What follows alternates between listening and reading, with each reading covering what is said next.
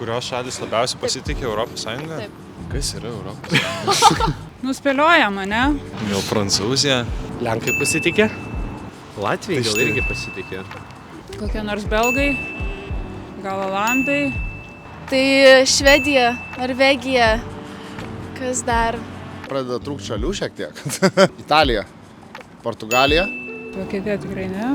Tikriausiai Baltijos šalis. Lietuva užima kokią 2-3 vietą. Estija užima 3-4, ne? Ne. Kas nors Liuksemburgas, tai šitą. Taip. Pataikiau. Danija. Pirmoji vieta Danija.